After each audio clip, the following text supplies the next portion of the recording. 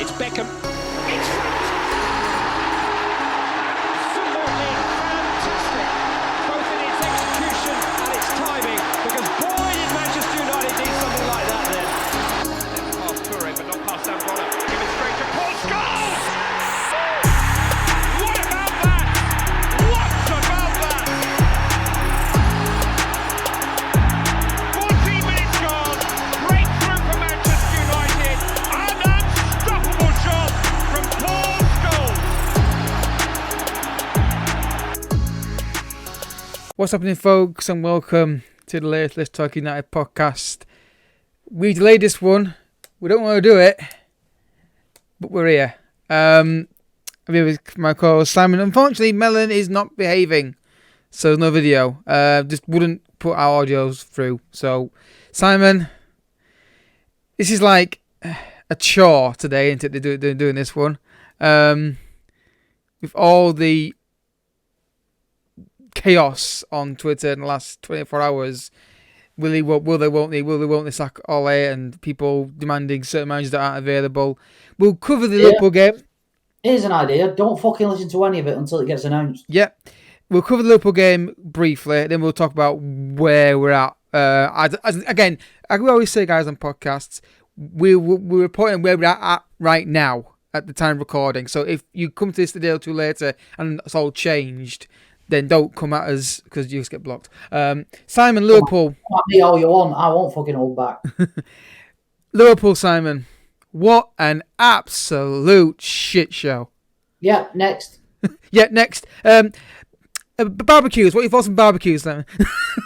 Love a good barbecue. Yeah. How crispy do you like your chicken legs?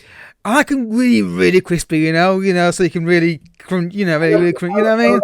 How about your sausages? Because sausages, that's a tricky one, because sometimes... Yeah, well, I don't often cook them, so if we have sausages, I always say to people, whether once as long as they're cooked properly, I don't mean to be, The thing is, on a barbecue, cooking them properly probably means burning them. Yeah, setting them on fire. You see, that's... yeah, I mean... not for me. What are your thoughts on salad at a barbecue? Depends. On the people who's there. Depends what mood I'm in. Yeah, I mean, can we delay it any further? Or? Baked potatoes. What should a baked potato go on a barbecue? Ooh. I think that's a. Or do you do them in the oven? Ooh, and bring them out? I think that's down to personal choice. That one's a personal choice one. That one. See, I don't think there's a rule for that. I mean, if you're talking about American barbecue, I mean, we could be here all day talking about that. Oh yeah, you name it, stick it on it. Potato salad. Oh yeah. They have that all the pissing time over there. Yeah, and different versions of it as well, with different bits in it and stuff, and that. Good potato salad. So yeah. So today's podcast, guys, it's going to be culinary delights. It's good, the podcast thing going forward, because that was a dog's dinner on Saturday. Sunday even. Simon, we have to talk about it. It won't be wrong, because I can't fucking remember most of it. Yeah, I've tried to remember it, but thankfully I drank too much and I can't fucking remember any of it. Unfortunately, I can't remember because I don't drink. Which I felt like doing after that. That's enough to get you to take it up. That's a great excuse, isn't it? Getting dick 5 by that lot.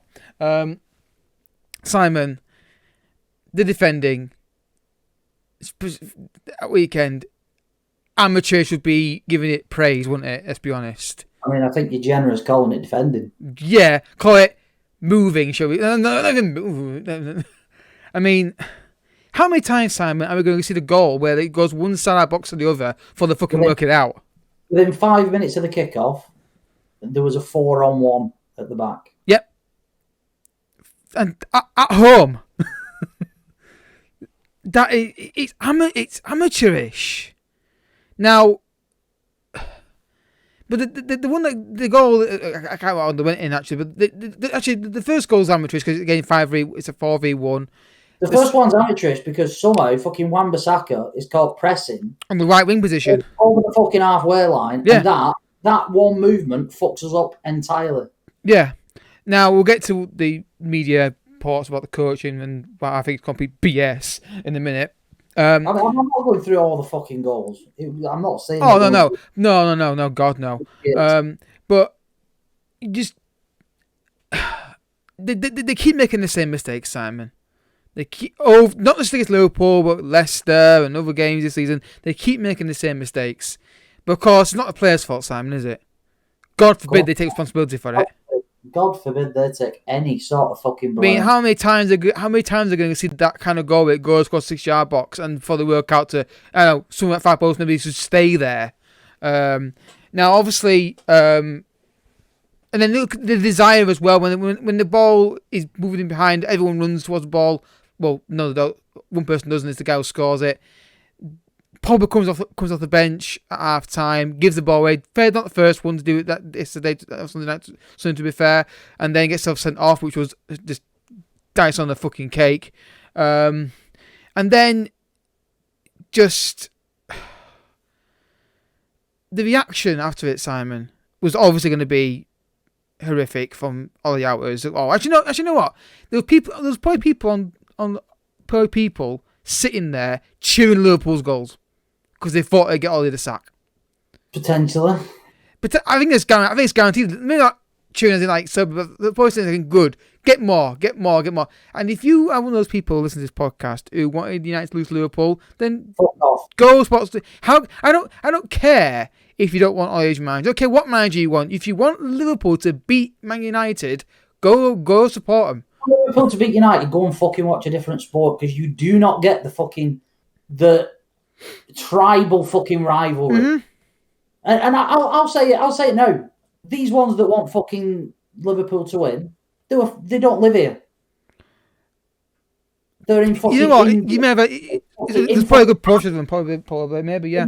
In America, some of them, not all of them. Not all of them. I'm saying these are people who haven't got a fucking clue. Some of these accounts apparently are fake Man United fans apparently as well. To us who live round here, and not even live round here, but live in this country, and actually go to games. It's not a fucking hobby. No, it's a fucking. It's ingrained in your fucking in you as a child. Yep. It's almost part of your fucking identity. It was certainly part of mine. To even fucking begin to understand the fucking batshit mentality that someone must have to be able to flip-flop like that and support not just any other team. It's not like it's fucking Burnley or fucking Watford or whatever. Fucking Liverpool. There is not one thing on this fucking planet that would ever get me to even fucking celebrate them twats winning a fucking coin toss. No, zero things. Zero. I would be happy with that fucking club going down in fucking flames. Yeah. To even begin. And the thing about Simon makes it worse. Didn't make it worse. Is the rationale they have is, if we lose, they'll get sacked. There's no guarantee. Clearly. Hold on. Even if it did, if you're fucking that desperate to have a manager fucking sacked, you need to go and get fucking help because you are fucking. There is something so wrong with you mentally as a person. Not just football. That's just fucking. That's mental health. You are fucking ill if that is what you get your fucking. That's what you get your fucking jollies by wanting a manager of your club that doesn't even fucking hell. Anyone would think he'd taken this fucking club down. Yeah. And he says he progressed it. And we'll get to that in a minute. Fucking hell. Even if you don't think he's progressed it, he's not regressed it, has he? No, he's done more than Mourinho has. Anything, if you are the most negative person in terms of Ollie, the most negative thing you can even fucking say is it's at, if not better, than the point was when he took it over. Yeah. We're not any fucking worse. No, nowhere near worse. Yeah, but even these fucking idiots don't see it like us, so even if they are the most negative anti-Ollie fan ever, then the worst you can say is that It's it's say the as same. bad as it was when he took over, Yeah. and it isn't. It isn't. But in their eyes, that's the worst Yeah. they can say. And Yeah. yet you get fucking idiots who want us to listen. I didn't want fucking Jose. I didn't want Jose. Minute fucking one. Well, not. I didn't want him. I didn't think he would ever be a good fit. For No, United. yeah. I get what you mean. Yeah. Sorry, yeah. Fair My enough. point was ended up being proven. Yeah. But there is not one game in those 2.5, 3 years, whatever it was, that I thought, oh, I want these lot to beat us so Jose can go. Yeah. Not once. Not one. Even somebody I didn't particularly warm to and never warmed to and didn't think. It's me. You like when you hate him, Mourinho, into one of those, isn't it? What we are as a football club, as an institution. I didn't even want. You know what I mean? I am the most negative anti-Jose fan, but I supported him as long as he was in the fucking job. Yes. I mean, that's why some of these fucking idiots who get their fucking football knowledge from playing fucking FIFA need to fucking get a grip. Yeah. Because they do. That's exactly what they do. They think it's a fucking game. Yeah. And they can just get who they want. And we've been through this, and we'll get to the candidates and what's been going on and what we think about that. But yeah, and that's the thing. While the manager's in charge of your football club, you've got to get behind it. Never mind that. You've got to get behind the team regardless. As you said, the manager is fucking irrelevant these last couple of games. Yeah. Really. Yeah. Because the professionalism of the fucking players needs to come under fucking major. Yeah. Is it the manager's fault that two players play with each other and give away a goal? No. I'm telling you now, it is nowhere near the manager's fault that you get dicked 5-0 in the manner that we did. No. It can be the manager's fault that you lose a game. I get that. It can happen, yeah. Some games hinge on knife edges, and the decisions of managers... A split-second decision can make a difference, yeah. You either win or lose your games. Yeah. You don't lose 5-0 in the way that we did without some totally unprofessional behaviour from the people. It's not manager's fault that Pogba's a two-footed challenge, is it? Luke Shaw was at fault for 4 of the 5 goals. Yeah. Luke Shaw completely left Mohamed Salah, who's arguably the best player in the world. Probably is actually to be fair on form. He left him free, not once, not twice, 3 times. Now, I'm pretty sure Ollie would have told him to mark Salah. Well, not told him to, has it? No. And he's not gone, Shaw, see that Salah, he's a bag of shit. Just you fucking come inside and you double mark with Harry. Yeah. What a fucking Salah, is it, you fucking donuts? Well, it's like, he also told him to. He also didn't tell him to go walk run into Maguire for the goal either, did he? He may have told Wan-Bissaka to press that high for the first goal. Well, we'll get to that later. Yeah, that could go down as an only mistake. Yeah, but from that point on, I think read the game. It's awful. Yeah. Bear in mind, we had the chance before that, which if you score that, who knows? It could have been a different game. It's a cliche, isn't it? But goals change games. That goes a different mentality in it. To start off, we don't create enough good chances. No. In that first half, we created 1. Yep. And we missed it. Bruno fluffed it. Yep. They created multiple good chances. And scored half of them. 99% of the shots that we have and the passes that we attempt are Hollywood. Yeah. They are not. You look at how... Now, this is something I will blame Ollie for. Go on. Because I think at this point, I think it's arguably not developed enough or not improved enough over the past 12 months. Mm-hmm. Go on. But I said it multiple times last season. You look at City. I hate to bring them up, but you look at how City play. How many good, clear-cut chances do they create in a game? It must be 6 or more in every game, pretty much. And half of them probably should score half of them, maybe. Whether they take them or not, it's irrelevant. They are still creating those chances. Yeah. We maybe in the same period of time, create 1, maybe 2. 2. I'd say 2. Oh, that's generous. Yeah, I think it's generous, but I think on average it's probably about 2. Certainly this season, it's generous. Yeah. Because on average we're creating 1 good chance a game this season. Is that down to a lack of people are saying about lack of pattern of play? Is that down to that, you think? Partly? I'll be honest. I think that is a lack of coaching. Yeah. That is something I will. And this shows you that I'm not fucking gonna be biased towards Ollie. Yeah. Because there are things Ollie needs. Yeah, I work with Ollie as well, and that is probably, I would say, the biggest thing I would blame Ollie on. Yeah. Whether people want to acknowledge it or not, I think the arrival of Ronaldo has set this side back. Mm-hmm. Because I think we said about the pressing of Wan-Bissaka, and we've been poor at pressing all season. Yeah. And I would largely, I might be wrong, but I would largely, personally, put that blame on Ronaldo, or at least Ronaldo's involvement. Yeah, I think the problem with sorry, go on. Because Ronaldo doesn't press.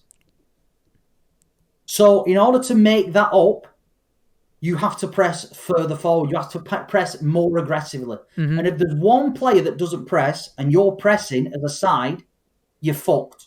Because you either all have to press or none of you have to press. Because if one man doesn't press and the rest of them do, then the opposition are always going to have a man free. Always. Yeah, and you watch the pressing they tried to do against Liverpool. They're all now doesn't really press, but less than half a yard off. The pressing was too aggressive against Liverpool because of Ronaldo was there. If you put Cavani in that United side against Liverpool, whether we get beat or not, I don't think we get twatted 5-0. Put it that way. No. I think he makes it. We harder for them to play out. We press as an 11, then not as a 10. Yeah, and that makes it much more difficult. How many times were they? Like I say, 3, 4, 5 on 2, 3 at the back against us. Yeah, because they were easy to get out of our press. Yeah, the reason why that is because we don't press as an 11. No, and after when Pogba went off, we made it more difficult for them. Because at that point, I think it was just shut up shop. Yeah, it was a siege mentality of just don't which I think personally shows we can fucking have our backs to the wall. Whether people want to fucking hear that or not, whether it's fucking negative football or not, at this point in time, we need some fucking clean sheets. Yeah, I think this what I wouldn't give now for these if these games didn't matter. You know, if Ollie's future wasn't hanging by a fucking thread. Yeah. What I wouldn't give for these next 3 games to be 0-0. Yeah. Or because that would be a sign of improvement. Because even if you don't get the results, right? 2 clean sheets beats confidence in defence. Of course it does. Because you want proof of this fact, guys? Watch the Italians when they get a clean sheet, they sit like it's a fucking goal. Imagine how good that would do this United side to get a clean sheet, whoever it's against. Now, you mentioned there about the pressing, and I think it's good to bring that up because it is a relevant point. We've said this before, that we think the United, all their success was doing that, getting that midfield set, keeping that shield, and then breaking with the pace that we have with whoever it is. Hold on. We can't play counter-attacking football because it apparently some fans don't like it. Yeah. Great. Yeah, but what would you rather have guys who hate get beat 5-0 Liverpool or beat them 2-1? Here's a fucking newsflash for them twats. That's how we won the fucking treble. Actually, it's true. Yeah.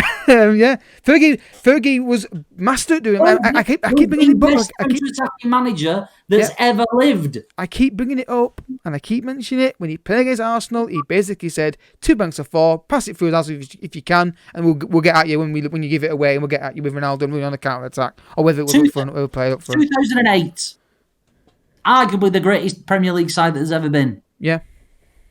It was a fucking counter-attacking side. And if you want proof of it, look at the Ferguson. Great examples, some of the best two goals I can think of off the top of my head. Bolton, Old Trafford with the counter attack from a corner kick, and there's a goal against Arsenal in the Champions League in the semi-final, where it's run through. They weren't the only two. And also, there's some other ones, but the point is that this idea, the United, people quote the United way. United way is attacking. I'd be my basic. United way is winning. Oh yeah, it is. But United's play style is quick counter attacks. Yeah, that is how we've been successful since the 1970s.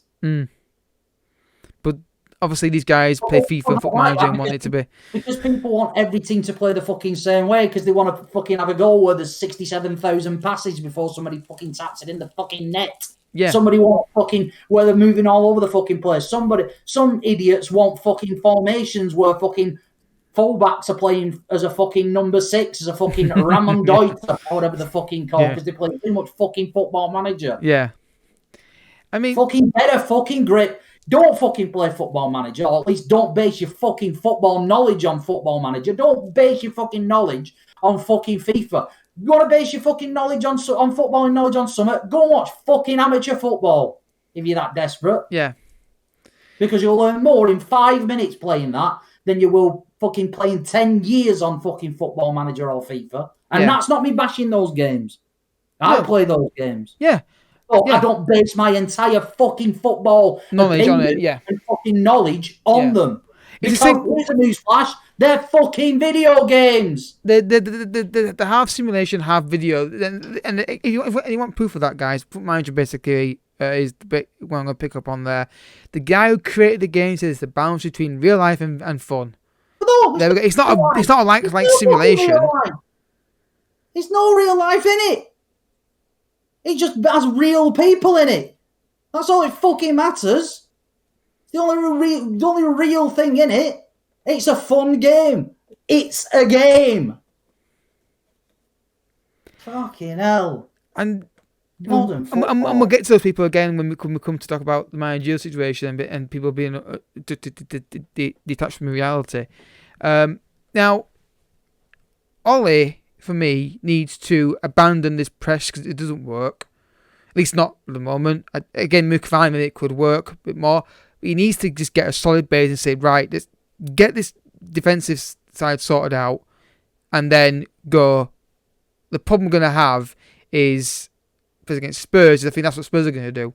No,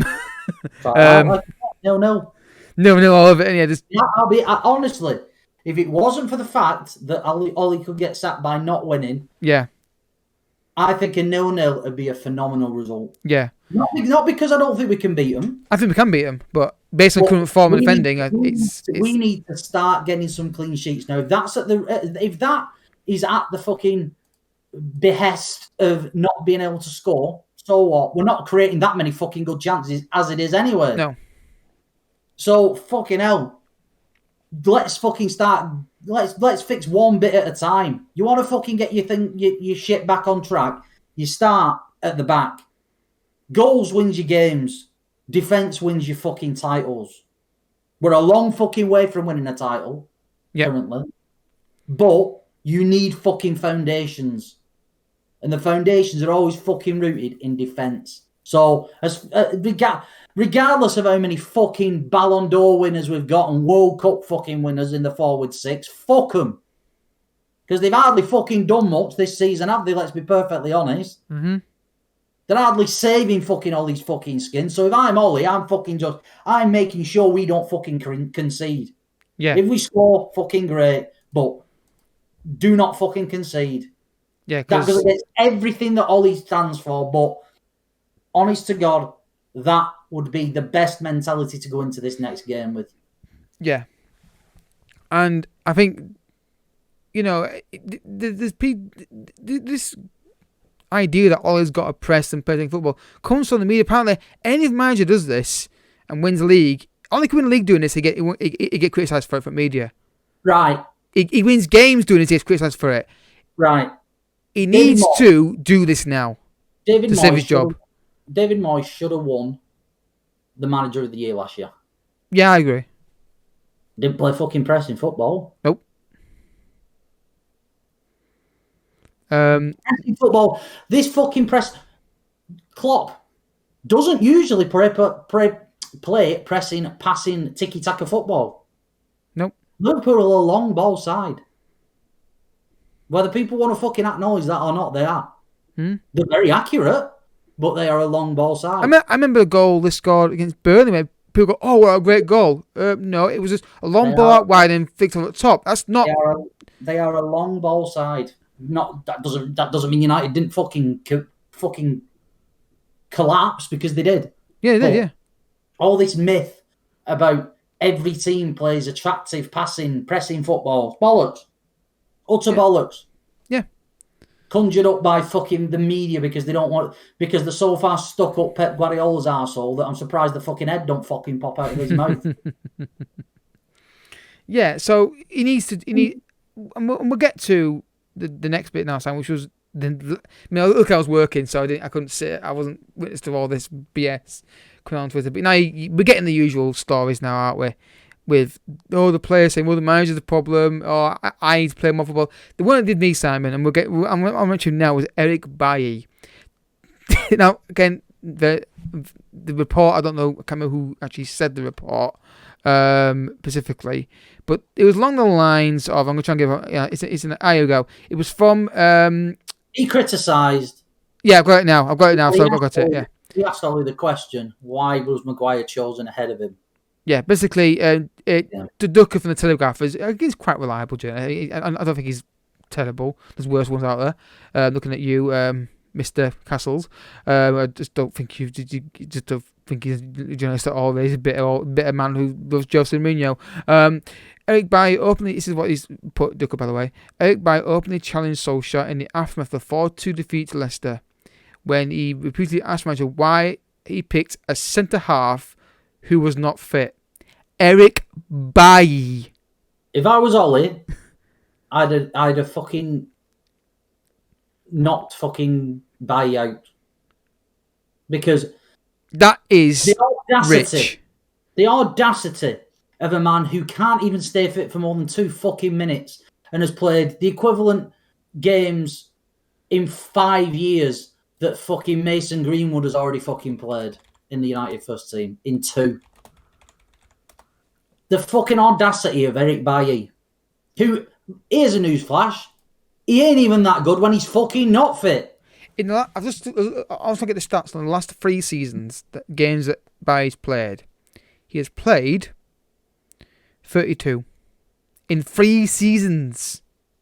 Believe it or not, that's less than fucking Donny van der Beek. And 0 this season. 1 game this season he's played in the cup, and he got knocked out of it. But to even dare, no, don't get me wrong, starting Maguire was a fucking colossal fucking error. Yeah.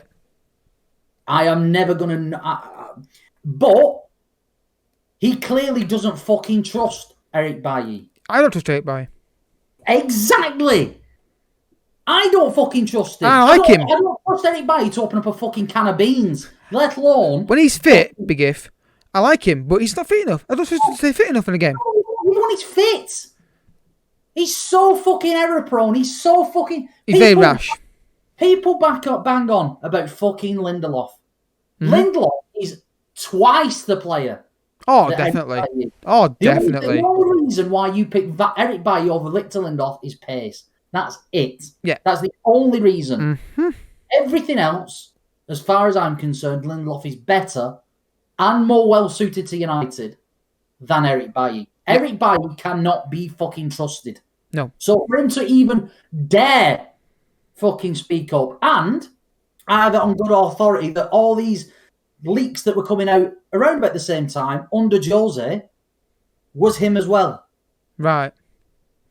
So just him on his own, or was it others as well? I don't know. People laid it up at Pogba. It wasn't fucking Pogba.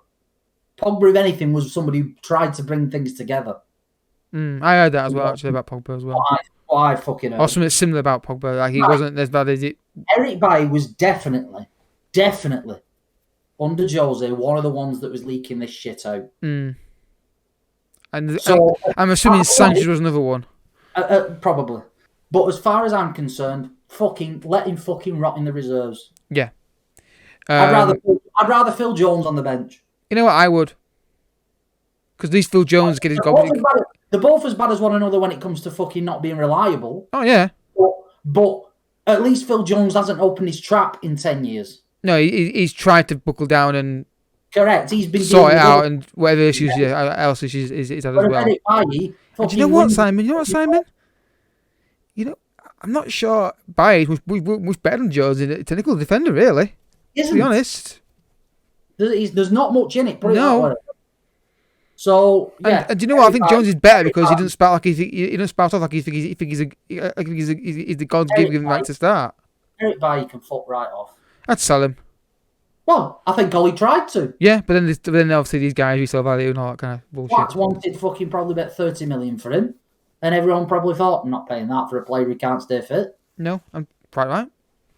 Yeah, quite right. Quite right. Yeah. You know, we won't do it. We won't. Actually, we might actually given these fuckers in charge. So yeah, that was one that did me when I saw it. I thought for all the people to come out and say that Eric sodding Bailly. There's also talk about they don't feel that the tactics and Ollie and the coaching is good enough. It wouldn't surprise me if it came from the same source. Bailly, you mean? Yeah. Yeah. Wouldn't surprise me. One thing that I think Ollie needs to really do now is stamp his authority down and drop certain players. Yeah. Now. Certainly that Portuguese player up front. I'd give Cavani a start. I would. I love Ronaldo, but I'd give him a start. Cavani. We have tried everything. Get Cavani started. I would drop. I was gonna say drop Bruno, but drop fucking Ronaldo. Fuck me. Fucking hellfire. Stop beating around the fucking bush. Everybody is. Everybody fucking beating around the bush because of what a player Ronaldo was for United. I've dropped Ronaldo and played Cavani. Correct. That is listen, nobody wants Ronaldo to succeed more than me. Yeah. Ronaldo is the greatest player I have ever seen wear a Manchester United shirt. Hands down. Oh, yeah, definitely. And probably will be till the day I'm not here. Because I don't know any player who will ever touch that. Oh, Bayern thinks he can, but you know. Because he's not just the greatest that's ever played for United. He's one of the greatest that's ever played the game. Yeah. Arguably the best to play the game, you can argue. I love Ronaldo to bits. Mm-hmm. But you know this better than anybody. My main fucking concern with Ronaldo coming back to this football club was the fact he didn't suit what Ole Gunnar Solskjaer was trying to build. Am I right or am I wrong? Did I shoot that down so many times for the past 2 years? Yeah. Because it doesn't. It makes no sense. Now, yeah, he's scored important goals for us. Not denying that at all. Christ only knows where we'd be this season without him and De Gea. Or his goals, I should say, in De Gea. Yeah. But our play has been, we've tried everything, literally. We've tried everything. There is not anything else we can try other than 3-5 at the back. The most logical thing to try next is just bring Ronaldo out of the side against Spurs. Yeah, but will he do it? Bring him out of the side, because I think if you do that, I think Bruno drops back. Because Bruno is having to do the legwork of both him and Ronaldo. Because Ronaldo doesn't do the work. He did against Atalanta in the second half. Yeah. He did. And he did. I will hold my hands up because that was a great performance from him in that second half. Yeah. But overall, over the last several games, Ronaldo hasn't been able to match the work rate that we need from him. Yeah. Do you think it's down to he don't want to or he can't? No, I just don't think it's in him. No, this is what I'm going to say about. I'm a big Ronaldo fan. I think it can be in him, but I don't think he can do it game after game after game. Right, yeah, that's what I'm going to say. Because this is my point. People have a go at Ronaldo best. Right, first of all, anyone's watching Ronaldo for only 5 fucking minutes. No, that's not his game. He's never done that. I don't think he suits us as a centre forward. No, I think if you I would play him on the left as an inside forward. I was just going to say, Pretty similar to where Rashford plays, but the problem is that you can't drop Rashford. You can in certain games. Yeah. I think in certain games, because I think it'll benefit Marcus as well, having a bit of a rest. Yeah. Burnley at home. Fucking prime sort of game that you could put Ronaldo on that left-hand side and give Marcus a rest. Yeah. Because there's no space in behind. And you want Ronaldo drifting in those areas and... That's what you need somebody who can come inside and create. Because one of the things also in that kind of game, for example, against Burnley, which they'll probably do low block, you want, if you let's say you're going with, let's take an argument, Greenwood on the right hand side, Ronaldo on the left, and Cavani up front. You've got two predators in the penalty area waiting for stuff. Exactly. And that, because obviously Ronaldo will come out and Cavani goes a bit wide or whatever, interchanging, could happen. In an ideal world, if both of them were 27 years old, Ronaldo and Cavani would be ideal. Yeah. What do you say to the idea that people have been floating around about playing a formation that allows like a diamond and two up front with both of them up front? If that's the case, you're going to not give Sancho enough game time. You're not going to give Greenwood enough game time. That's my word with that one. Yeah, that's what I thought. And that is my main fucking problem into Antonio Conte. Yeah, and we'll get to him. All these who want him, fucking, you'll never see your fucking favourite players because it doesn't suit. These systems don't suit them. Yeah. But yeah, that is what I would try, I would just basically say, you six at the back four, and the two centre midfielders, which should be McTominay and Fred, even though they got fucking destroyed. But maybe a combination. I can think of one. Any other midfield is nowhere near good enough. No. You six just fucking stay behind the halfway line, and then let Bruno, Rashford, Greenwood, and Cavani press. You four, and I potentially wouldn't even play Greenwood because I think Greenwood's as good as he's done. I think somebody who works harder for the team. Maybe Sancho, maybe Lingard, one of them two. Yeah, I think also if you play Sancho, if you're playing a counter-attacking football, then the space Sancho just with the pace. I think again, I've not seen them together, but I think I'd give the edge on raw pace to Sancho or Greenwood slightly. Greenwood's not quick. No, He's quick. He's quick, but not Sancho quick. He's not Rashford quick. Yeah, and I think even if I know Cavani can press, but you need legs around him, and having that energy around him would help. And not only that, you've got the option of bringing Greenwood on for Cavani. Yeah, and then he's still got Ronaldo on the bench who can bring on, who can come on, Give him a fucking rest. He didn't have to play every game. He's 37 years old. And we've said this before. You can't play Ronaldo and Pogba in the team. I don't think you could play Ronaldo, Bruno, and Pogba. I think you can only play one of those three. Yeah. Currently, the way United are at the moment, I think if you play one or more, if you play more than one of them, I think you see the results. Well, you see the results that we're getting now. Yeah. Now, I think you just play the one of them because arguably all three of them are luxury players. Yeah. Bruno maybe less so. Yeah. Because Bruno has the work rate. Yeah, he will run and try. Yeah, he will track back and tackle. And yeah. The other two are certainly. Ronaldo, if he's not overplayed, could maybe do it as well. But again, you got your point. Yeah, you need workers. Ronaldo isn't that player. No. Listen, people need to, and this is something that Ollie needs to do and needs to do quick if he's gonna have any future at United. He needs to start dropping some big name players. Yeah. Now, starting with Pogba. Oh yeah, Pogba's now suspended anyway for 3 games. So yeah, so that creates one issue out of there. Yeah. So that's that done. So that definitely means that it's going to be McFred. Yeah. Okay, nailed on. And Bruno ahead of him. Yeah.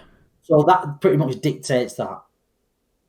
The only question, as far as I'm concerned, is whether he drops Ronaldo. I think if he does. And just because he's dropping him for one game doesn't mean that's that for the season. Yeah.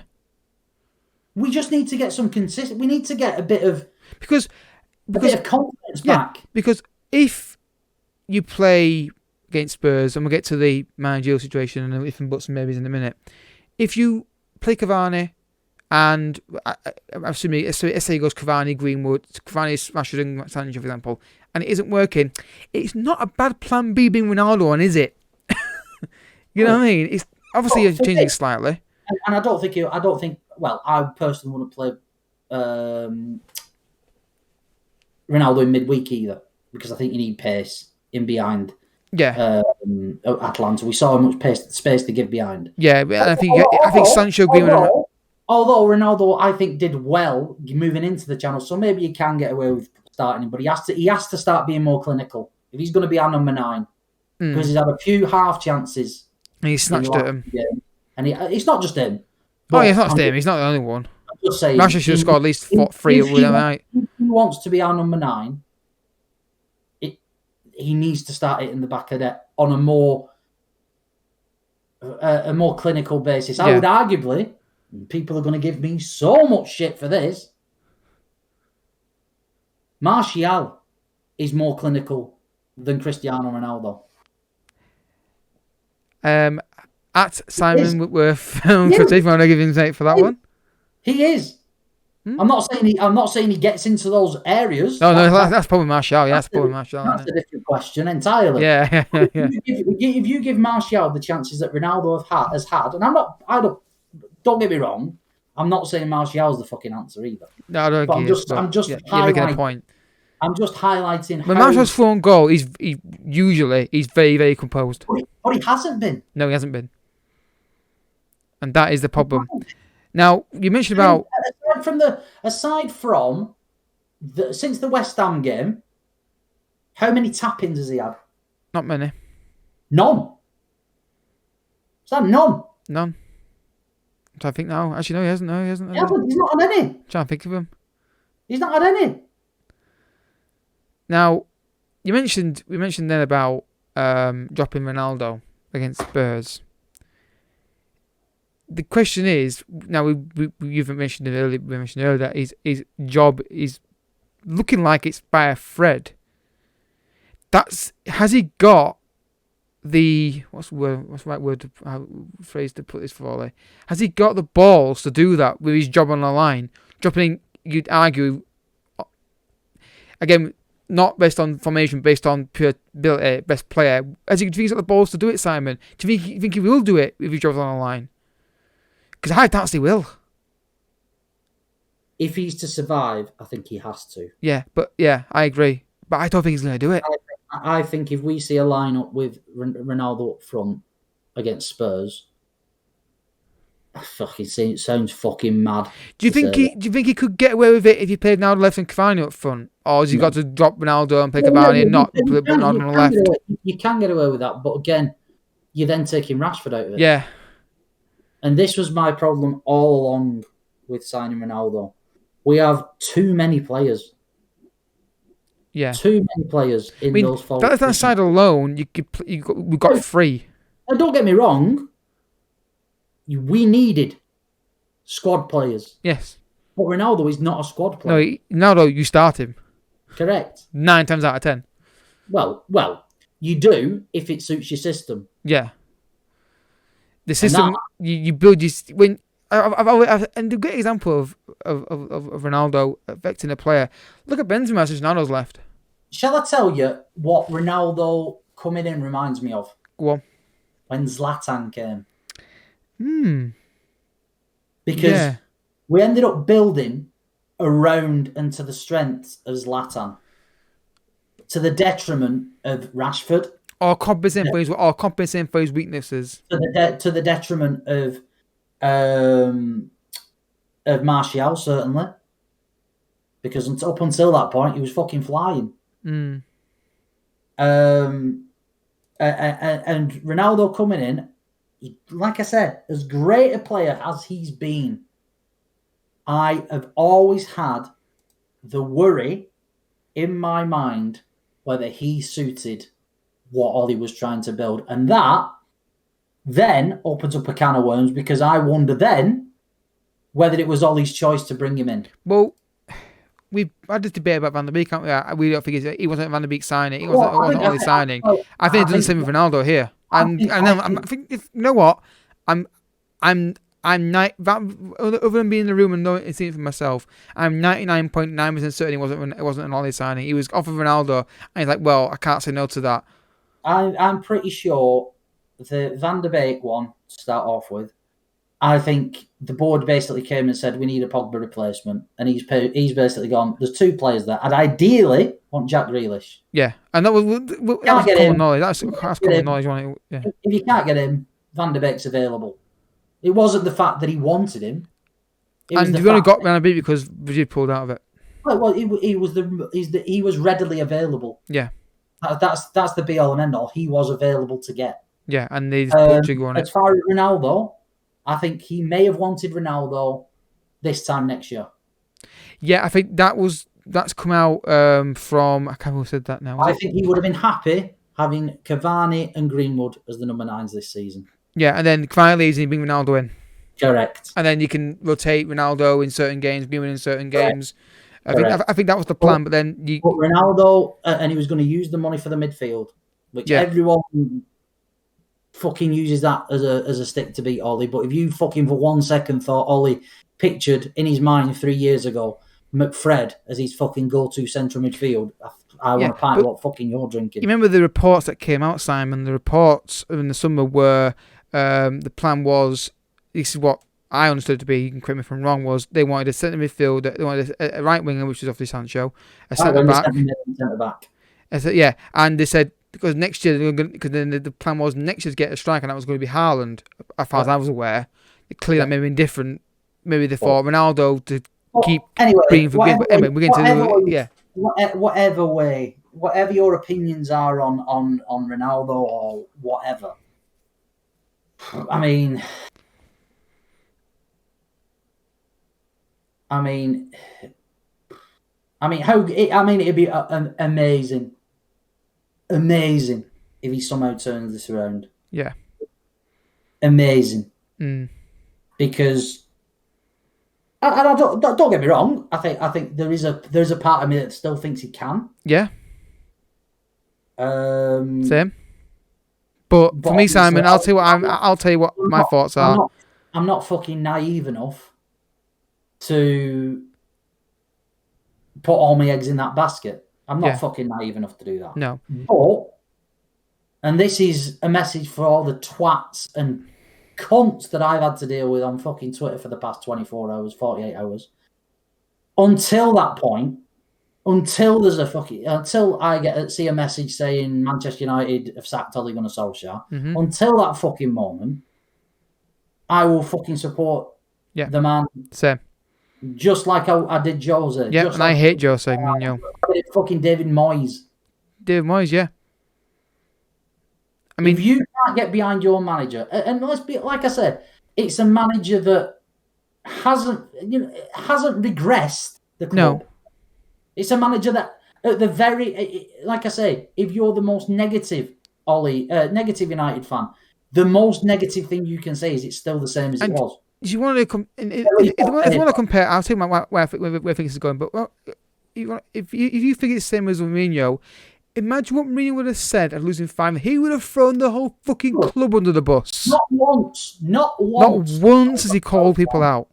Has ever thrown his players under the bus. And I'll be honest, some of his players can fucking take note on that. Because, I'll be honest, some of these players over the past 12 months, fucking hell, he protected Harry Maguire after last summer.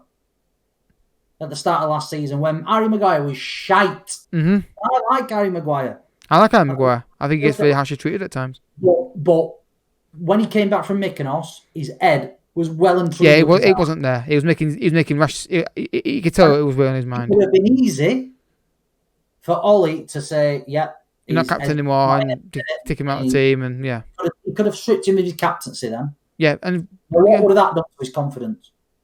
Yeah, that would have killed him. It'd have been on the fucking floor. Yeah. So some of these fucking players could learn from Ollie because he's been nothing short of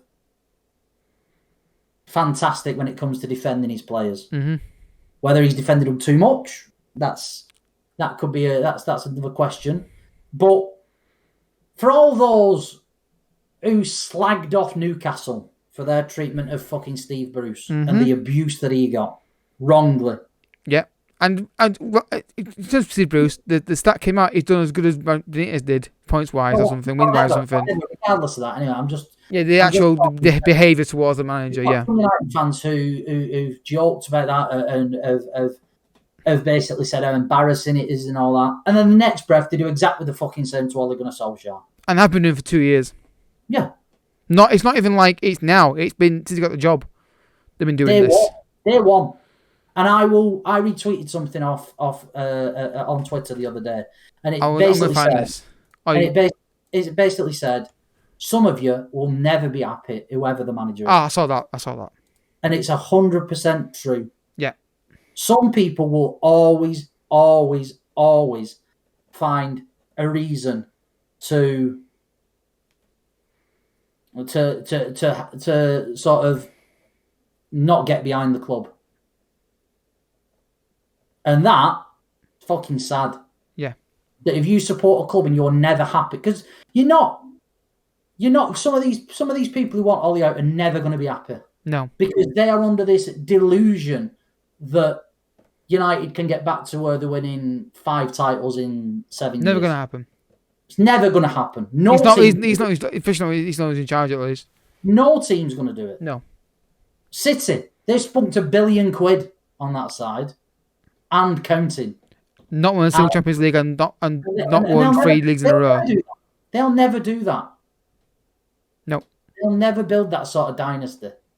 Chelsea, another one, spunked fucking probably £1 billion since he's took over at least. Not Tuchel, Abramovich. Yeah, again, they went through a little period of success, yeah. Then they won fuck all for a while. Now they've started again. They'll dip again and go up again. That's what they do. Yeah. Yeah, but they'll die off. They'll die off again. Yeah. That's what happens. The periods, anyone expected a period of domination from any side in the Premier League with the amount of money that's going into this fucking stupid league, you're going to be fucking severely disappointed. Yeah. Because it's never going to happen. No. If you're lucky, you maybe win. If you're lucky, you win back-to-back titles. If you're lucky, you win 2 out of 4. If you're lucky, you win back-to-back. Or 5. If you're lucky, you win back-to-back titles. And that's proven because not many fucking clubs can do that. No. And so if you're telling me that United can get back to not only back-to-back titles, but can also win 3 in a row, and then have a season's break, and then win another 2, you're fucking... You're living on a deluded... Not only do I want a pint of what you're drinking, I want to fucking bathe in it. Yeah. Because that will never, ever, ever, ever... It will never happen again. No, it will never happen again. It will never happen again. The best you'll get, Simon, and the best, I think you've nailed on the head, max get is 2, and you'll say it's in 6 years you win 2 titles and you'll be challenging for the other 4. No, like I said, the best I think any club can hope for, any club, is to retain a title. Yeah. So you mentioned there, and I wanted to give my thoughts on where I think this is going. You said that you have a small part of your things you can turn it around, and you're not gonna be. No, I'm not. There's not a small. It's more hope. Hope, yeah, small bit of hope. Sorry, yeah, that's what phrase you use. Sorry, I stand corrected. And it's a small bit of hope that you can turn it round. My thoughts is when you start hearing things about players saying things like opening question in the dressing room and talking about they don't quite trust his tactics and don't quite believe in him. I don't care for me. Ollie could come with a master plan to get this everyone perfect on the tactics, but I was stuff in the players with him and carry it out, because there's no way that Ollie is saying to these players to do what they're doing on the pitch and play this badly. I think I have a bit of doubt that that's the case, but that remains to be seen. Yeah, the Leicester game and the Liverpool game would certainly support those claims. But then the second half against Atalanta wouldn't. Yeah. And when this just feels like the beginning of the end one way or another. I hope I'm wrong. I really hope he goes to Spurs and tonks them 3-0 or something. No. But I just... Oh, no, I don't want us to fucking win 3-0. If we did, it'd be fucking great. Yeah. But that shouldn't be what we're hoping for. If you offered me a 1-0 win Oh, yeah. right now with a goal that came off Ronaldo's arse, Or 8-by winner. I'd take it and fucking yeah. run. Because that would give us a win, and it would give us... We need a fucking clean sheet. We need to start keeping clean sheets, because you can't win a game if you are constantly going behind. And I'd have to score 3 goals again to win it. You can't. That's not sustainable. No. Because the more you attack, the more holes are open. United, like against Scousers, the best thing United could have done was to sit back. That would have been the best thing to do for United. I wanted to see us go 5 at the back, McFred in front,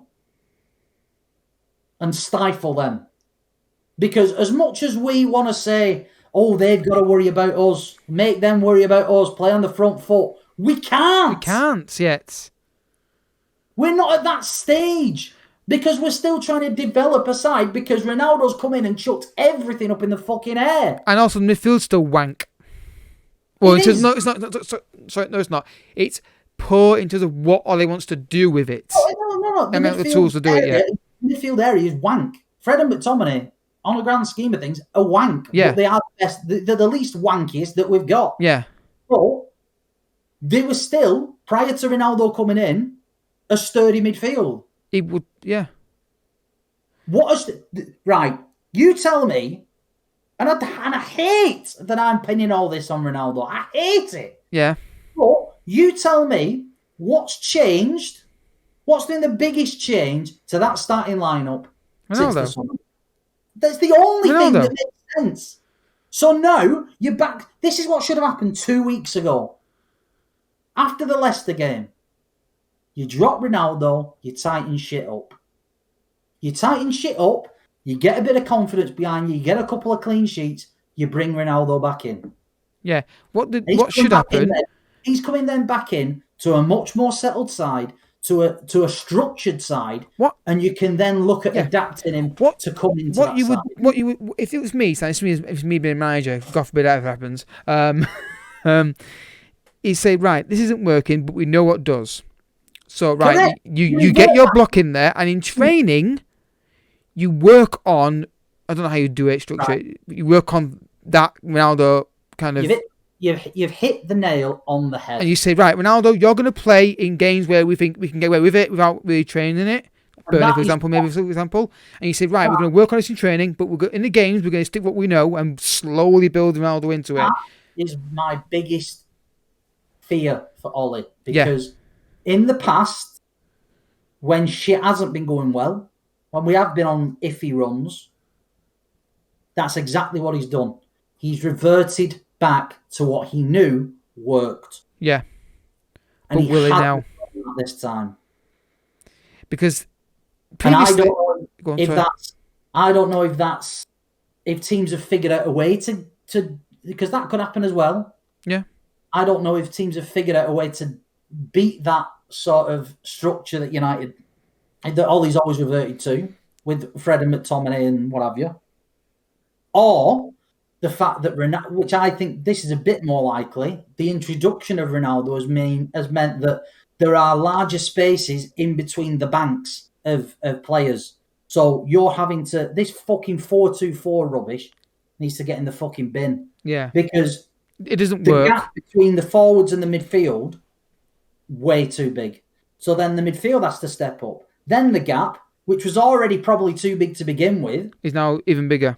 Because our midfield isn't good enough, between the midfield and the defence, that gets bigger. So everybody is having to play further up the pitch. Now that's all well and good if you've got pace in your side.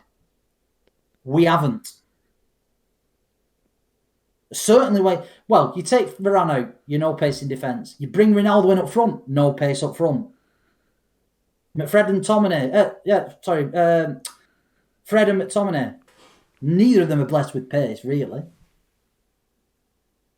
There is a distinct lack of pace throughout the spine of that United side. So if you're having to press higher and and play further up the pitch, those unless you're all switched on, those banks are going to get further and further. You can get away with one person not having the pace to press. You can't get away with 4, 5, and 6. Agreed. You could, if you had and I don't think you can get away with it at all if it's up front, because I think your pressing has to start from the front. Your triggers that usually triggers your fourth, and he does a certain run, and then they go, okay, that's the signal, we're off. And don't get me wrong. In the past, Bruno's been the one leading the press. Yeah. In the past, before this season, Bruno's always been the one that initiated the press. What happened then was once Bruno initiated the press, the person in the number 9 position would drop back into where Bruno was. So you'd always have a 4-2-3-1. You wouldn't have a 4-2-4. No. But Ronaldo, whether he's not doing it or he's not been told to do it or whatever, I don't think he's dropping back into where Bruno comes from. No. He really isn't. He's going more left, if anything. Well, that's where he predominantly plays. Yeah. Whether people like that or not, that's where he predominantly plays. Yeah, and he drifts in. You watch it, he goes, you watch it. Against Liverpool, he did it. He comes deep, listen, and makes that run down the inside left into the box. No, the thing is, right, if you've got a runner from midfield, you can do that. Yeah, but we haven't got him. Because, no, we haven't. That's the problem.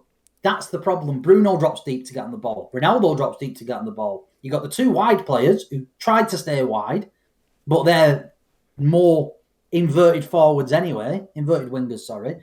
Then you've got 2 midfielders behind you who don't run, really, because they're petrified of being caught out. And they're probably being told by Ollie to keep the block.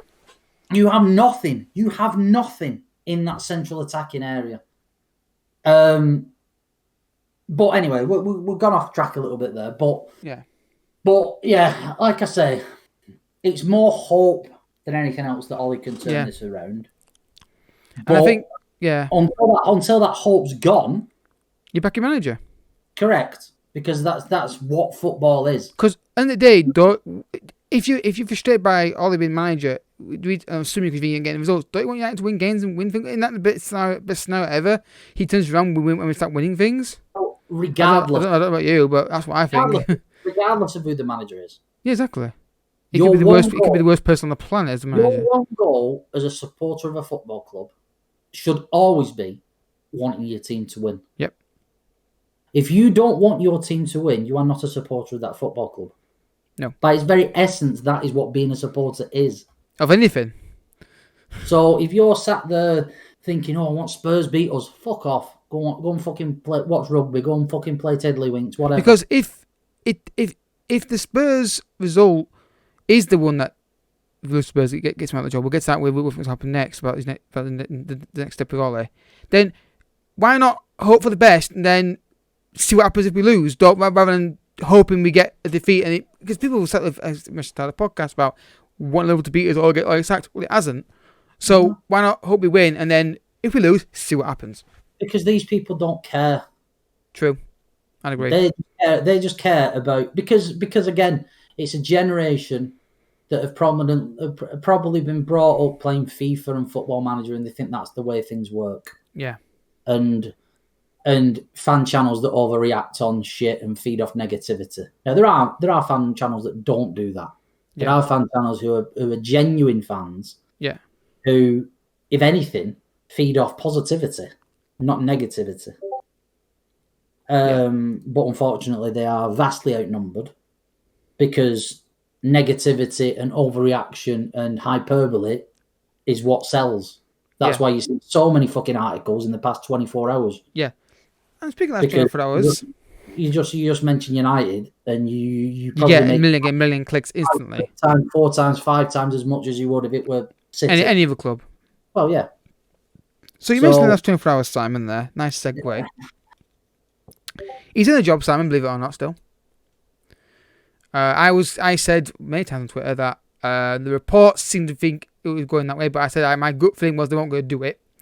Because I don't think the options out there. We said before, the options are out there. If you want Conte, you do realize that'll fuck up the structure even more. Because you think all these team don't suit him. Well, don't suit Conte's either. This, from what I've seen him play, not saying he's a bad manager, saying he's not the manager that suits his team. If he had a different players, and okay, maybe he could. The reason why they delayed it, Simon, and this is the obvious reason for me, is there's not the option they want out there. The briefing's coming out. I know you made a comment in our DMs or somewhere, or was it on Twitter, where you talked about Conte's showing respect, and other than really when he's having his guys leak things out. Just something I tweeted. Yeah, something he tweeted. So basically he's not doing it, but his guys are. And he wants to. Of course he's doing it. Of course he is. It's the same with Pogba and Raiola. The agents do what the client wants them to do, and he's controlling for fucking Fabrizio Romano like a fucking puppeteer. Yeah. So people want Zidane. Previously, it ain't happening. It happened. We said I sat here. I said on the comment section as well on the previous podcast. I said he doesn't want the job. No. Proven. Yep. Undeniably from Lauren, a French journalist who's very reliable when it comes to French players and managers. He does not want the fucking job. Mm-hmm. Doesn't matter what you give him. He wants to take a break, and then I don't know what he wants to do next. But he wants to go to a French job or Madrid again. Who knows? It's up to him, isn't it? Of course. Yep. Ben Haag ain't getting him now. I'd say. Again, you never know. My theory, Simon, this is what I think they're doing here, is they want a certain either they want to give Ollie a bit more of a chance, which is fair enough. If he loses the next 2 games, whatever, then that could be it. Fergie's backing him, and Fergie's backing him, which people now starting Fergie over. It says it all. If you are turning on Alex Ferguson, then fuck right off. Because he's the guy that destroyed people's childhoods in Sport United. And just the idea that you can criticise Fergie over anything after... You can criticise Fergie, but not about this. No, not about this. That's what I mean, yeah. Yeah, and to be honest, it's not more criticism, it's just... anyway, that's for a different fucking... Yeah, I'm not going to have a bit all tonight. No, it's not criticism, really. No, but... So, my fear would be is that they are hoping Ollie can turn it round. If they get backed into a corner, meaning the results keep going down the toilet, I think you may see a reaction when they say we're going to go with Conte, and that's what I feel will happen. I said before that I thought what would happen would be if he was to lose his job this season, Simon, it wouldn't be he's sacked. You get to March and it's accepted that he's leaving at the season, and then you go get your manager next. I think that's ideal. That's the ideal scenario United would like, because it's easy to get Poch or Ben Haag, whoever it is they want, when it's in the summer rather than now. But what I fear, Simon, and I hope I'm wrong, and if this happens, I'll back the manager if he comes in, is that I hope Ollie turns this round completely. Bit of hope still there, like you. My fear is, with the comments here from certain players, or 1 or 2 players, my worry is that maybe against Spurs and City, which I said before, in great form, these games are tough. It doesn't matter if you come into these games winning 3 or 4-0. Liverpool did what they won, but you know what I mean? These games are still tough. Atlanta's not going to be an easy game either. My worry, Simon, is these are guys, he's going to... Hopefully I'm wrong. I'm not praying for a defeat. My worry is that the results maybe not will go all his way. These guys panic and go and get Conte, rather than bearing it and then getting the right manager in the summer. I hope I'm wrong, but that's what I fear and I feel they might do. I don't know if you agree. Do you think he's got there's a theory going around, he's got 3 games left. If he loses to Spurs, could that be it? What do you think? My theory is that my fear is we'll get the results, whether it's the Spurs game or the Atlanta game or City, and then they just panic, get rid of him, and go and get Conte because he probably wants a job, and that's what I fear is most likely. Well, not fear, but that's I think the most likely outcome is. I hope I'm wrong, but don't you think? But that's what I fear and feel is going to happen if things don't go the way Ollie's way. Fair enough, because that's what they've done in the past. Yeah. But I hate to burst the bubble and piss on everybody's chips. I don't think Conte's coming. You don't think he's coming? At all. I think the board, thankfully, seems to be going down a different route. I think they are looking, like you said, at somebody who can continue the work that Ollie's done. Mm-hmm. And I think if you bring Conte in, I think thankfully they've got enough. They seem somehow to have got a bit of foresight, where it wouldn't be scrapping everything and then another 3 years of rebuilding. Mm-hmm. So in that thing, I think it rules Conte out completely. Never mind his iffy stuff that goes on off the pitch as well.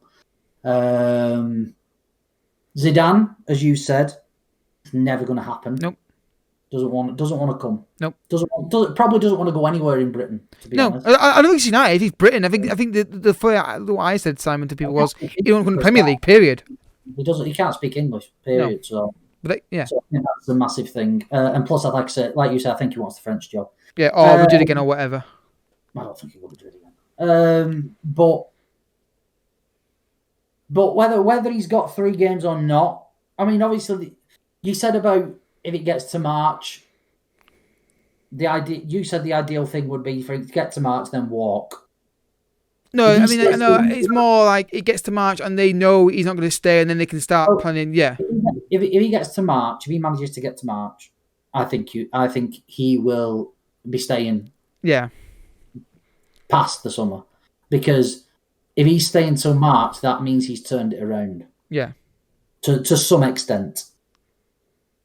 And if he goes in the immediate term, it wouldn't surprise me if we, similar to what happened when Ollie got the job first, that we got somebody to come in just to tie us over till the summer, where they can go and get a Den Haag, a Graham Potter. Mm-hmm. So all these knobheads who are wanting Conte and here's a newsflash for you, Conte lovers. I've seen so many with Rashford and Sancho avatars on Twitter chatting that they want Conte. Sorry to break it to you, if Conte comes in, those two would not get a fucking look in. Because he doesn't play with wingers. No, he plays with 5 at the back, wing backs. Plays with 5 at the back and 2 centre forwards. Neither Sancho or Rashford are centre forwards. So you need to get a fucking reality check and actually watch. And I don't watch that much of Conte. No, but I know no. just 5 minutes looking online, can see the formations that he plays. And it's not hard to put 2 and 2 together and see why he doesn't fit. And surprisingly, the main ones that I see that want Conte are Italians, Italian accounts. I wonder why that is. Yeah. Bit of a coincidence there, isn't there? But no, like I say, whether he's got 3 games or not, I don't know. None of us do. No, only one person does, and that's the owner. Oh no, I don't even think they know. No, probably not. They probably didn't even know we played on Sunday. But yeah, they'll put too much by a cricket franchise. Yeah, exactly. So without money, probably, by the way. Yeah, their own money, 700 million. I wonder where they got that from. Yeah, it's from their own investments. That's 700 million that could have fucking paid our fucking debts off and still had fucking 300 million left. They decided to go and fucking try and fucking buy a fucking cricket club, you fucking parasitic twats. Yep. But yeah, I don't think they know either. No. That's the good about vacation now, guys. So, nobody knows. Nobody knows. It's not looking good. Nope. I think that's safe to say. Yep. And whether he can turn this around, who knows? But how good would it be if he somehow, some way, turned this around? It'd be sweet. That would be one of the comeback stories of all time. And he is famous for turning things around off the bench. Oh, he is. And he's done it before. This isn't the first time that he's supposedly been fucking out. No, but it's because he's been, but not the first time, is it? He's been. No.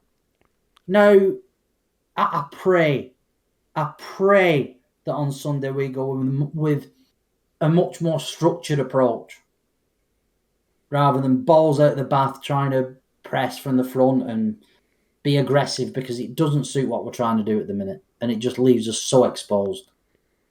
And I think if we do that, then I think there's a chance we can turn this around. It just depends on if we do. Yeah.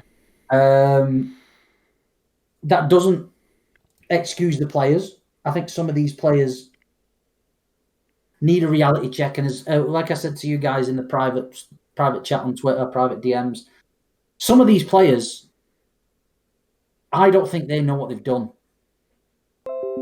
Certainly with the match-going fans. They got off the hook with Jose. Yeah, because they only hate Jose so much that it is a free pass.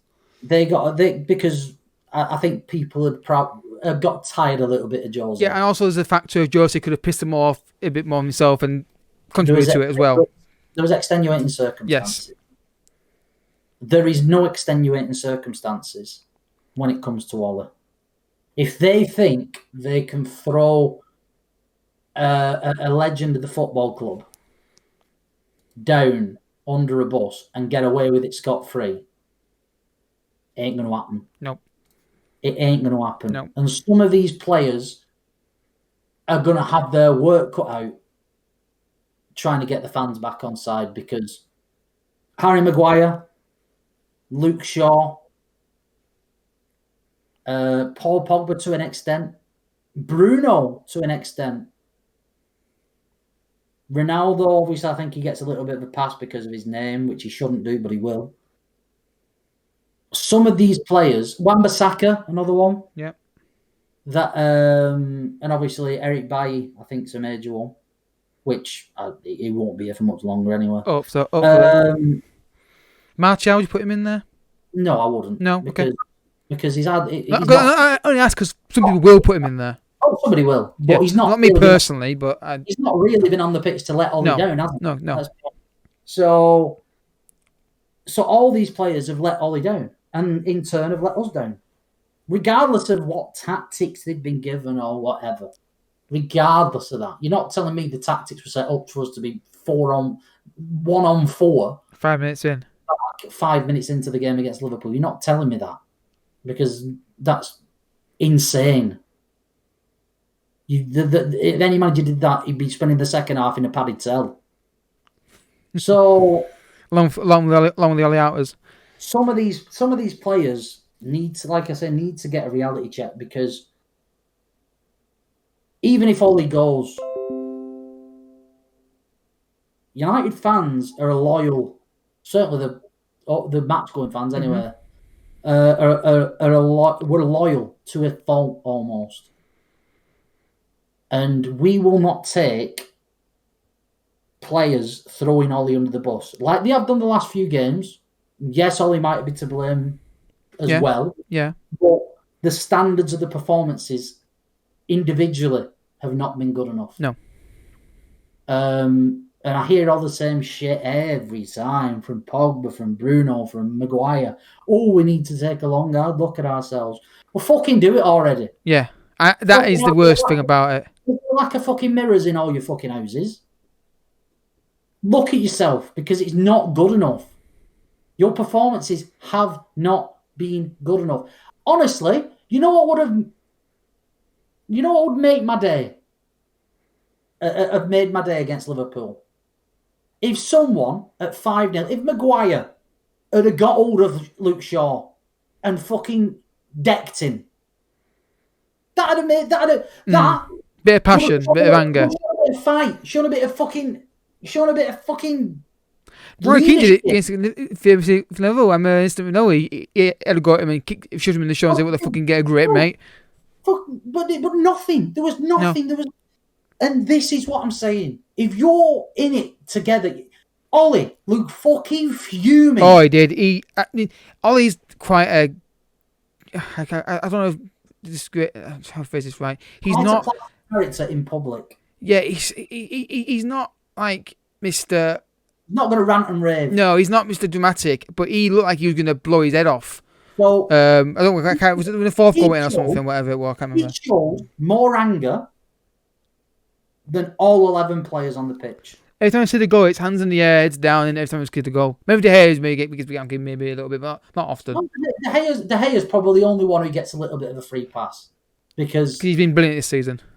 where would we be without? Oh yeah, we'd lost to Southampton for starters. Whether or not that's a good thing or a bad thing, that's up for debate because I don't think he should be facing as many shots as he has been. And it's arguably debatable whether he's better when he's not facing as many shots. Yeah, the whole concentration thing. Yeah. That's a completely different conversation. I mean, we've had a conversation before. Yeah, but so I think De Gea gets a little bit of a slack, even though I don't think he made a fucking save against Liverpool. Not that he had much of a chance with most of the goals, but I'm just saying. But some of them, and most of them, the senior ones, because the senior ones have to take the brunt of responsibility because they're the ones that get paid the most money. Because they are the elite of the side. They are the game winners. They are the ones that can make a difference. Well, at the moment, making a difference in a bad way. Yeah. So, guys... and then you hear fucking Paul Pogba wanting 400k a week for 15 minutes when he gets sent off. And he comes on and give a ball away for a goal. And then, but regardless of that, I'm sorry, but it's not the fucking time for me doing that. No. If you are truly fucking committed to this fucking football club, this is not the time to be fucking sending your agent out spouting shit. I've already seen it today. I've already seen it in the last hour. Yeah, I saw that comment about Aston United. Fucking Wombat talking. There was also talk about him saying he wants the club not to follow his manager, which I won't put it past him. Anyway, but and again, he'll have done it on the back of what his fucking client wanted. Yeah. But there's a fucking time and a place. Never mind you piss potting about with fucking whatever her fucking name is, Stella McCartney, with some bloody, with some fucking fashion boots or some vegan football boot. Yeah. Fuck that bollocks. How about get your boots on and actually not be shit? No, not just that, just fucking work. Yeah. Yeah. I wouldn't mind you being shit if we were fucking working. His reaction to getting the ball back at Liverpool? He jogged back. It's not just him. No, did it, obviously. It's not just him. They're all as fucking bad as one another. There's no fucking work. And that's the most disappointing thing to me, is because I thought Ollie had cultivated one of the most likeable United squads in a long while. Because when you remember the shit state of the squad that he took off Jose, there was so many fucking parasites in that dressing room. It was horrible, the atmosphere. You could tell. But Ollie had changed that. And now, and some of them, he'd say, right, where the fuck should y'all be without fucking Ollie? Sold. He'd have been back at fucking Southampton. If he's lucky. Where would fucking McTominay... I'm not really blaming McTominay and Fred because they aren't difference makers. They're being shoehorned into a position that neither of them can play. And I think they're being a little bit exposed by others around them. Yeah. So I'll give them a little bit of a free pass, although people fucking do their heading because I am.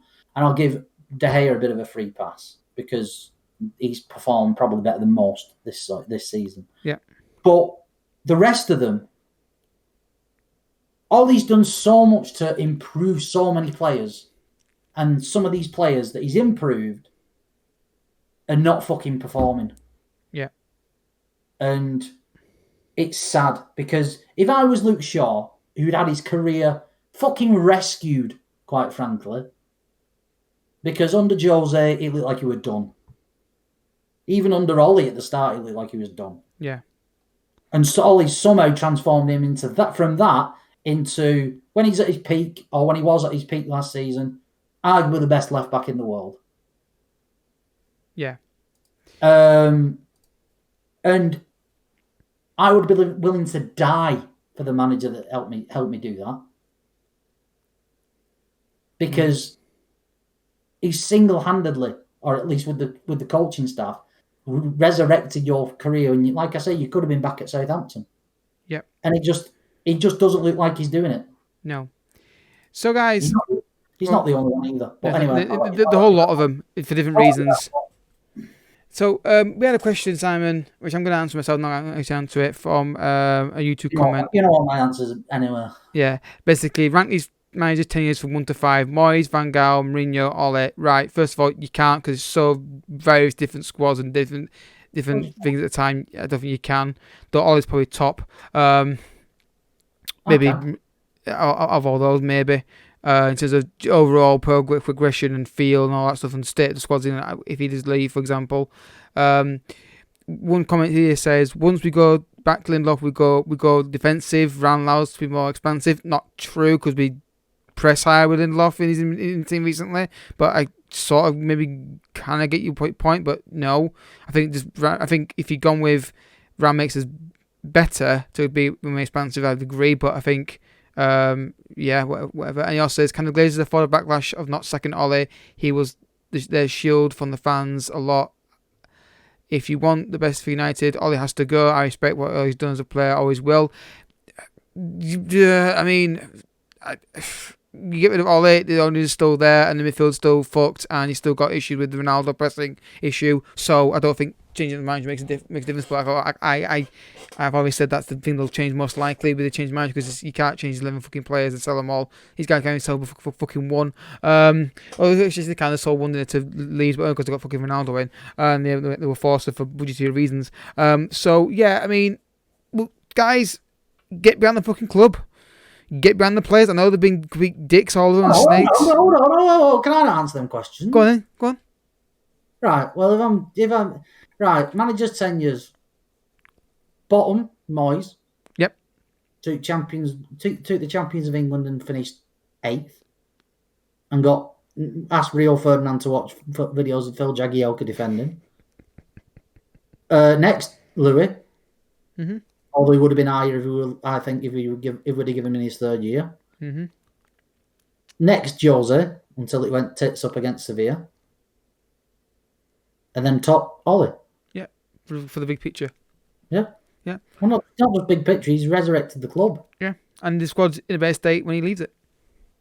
If he does leave it, which I hope he doesn't. I hope he turns it round. If he had been given all the tools, I think we'd have won something. Yeah. So, guys, and the comment about... What was the second one? The second one was, once we go to Lindelof, we go defensive. Varane allows us to be more expansive. Right, nonsense. Utter nonsense. Next question. Utter nonsense. Victor Lindelof is one of the most underrated defenders probably in the country. He's not perfect, but he's better than people think he is. Correct. He's not a first choice. I'm not a huge fan of him, but I see the positive sides of him. More than capable in certain games to come in. Yep. And the final one was, can the Glazers... Ollie being the Glazers' shield, right? Well, that's utter bollocks, quite frankly. Because if Ollie won something, it'd be in spite of the Glazers, not because of them. Because it's 3 years down the line, and Ollie still hasn't got the team that he wanted. No, because we're a midfielder short. Yeah, and a right back short. Were this fucking liars that Ollie is? Do they honestly think that somebody's going to come in and basically say, right, I'm coming in, but you fuckers have got to go? And they're going to go, let's get our skates on. Right, who wants to buy United from us? Never going to fucking happen. Never going to happen. They're here until they decide they want to leave. Until they don't fucking won't be. Or someone makes a stupid offer. Even then, maybe not. Conte coming in, Zidane coming in, ain't going to fucking change that one fucking iota cop. Yeah. If Alex Ferguson couldn't fucking deal with them and couldn't get them to leave, no fucker is. Nope. So one manager coming in and one manager leaving is going to change fuck all in the grand scheme of that. No. So, we'll leave it there, guys. Very long podcast, but there's a lot to talk about, a lot to get off our chest from the players and the reaction on Twitter. All I'll say, guys, is back the fucking team. Back the fucking manager. Yeah, true, that as well. Until he's not the manager any fucking more. Because, spoiler alert, guys, you wanted him to win or lose won't change what fucking happens. Why not support the manager, try and get some wins, and then if you don't win, they'll make the decision that they're going to make. We cannot affect shit. You sitting there cheering Spurs scoring a goal on Saturday, if you do that, will not change what will happen. Nope, just proves that you're a cunt. And if United win the game and they win 1-0 with a goal from Ronaldo's left testicle, I'll be hitting the fucking roof. I'll be singing Ollie. Listen, if we keep a clean sheet. Yeah, true. Yeah, that as well. If we win 1-0, I want a fucking bus parade. No, because we shouldn't get fucking carried away. No, but Pisses me off. a win, loss and it's blown out of fucking proportion. One win and it's fucking blown out of proportion. A 1-0 or a clean sheet would be a building block, and that's what we need at this point. Yeah. And hopefully they do it and get behind the manager, guys. He's still our manager. He's our Manchester United manager. He's not an enemy, though people think he is. Certain people. So, guys, we'll be back next week. God knows what's going to happen next week. It'll be me and Joey next week. I'm going to get that Italian guy. I get the Italian stallion on. Yeah, and see what he thinks about Conte. I think I know what he thinks. And we'll try and get him on and get his thoughts on all that kind of thing as well. Basically, it'll be me interviewing him, basically. Let's see what happens on Saturday, guys. Hopefully, the hope we have is proven that it's still there. Ollie's done it before. Let's see if we can do it again. Thanks for listening, folks. We'll catch you all in the next one. Bye-bye. It's Beckham.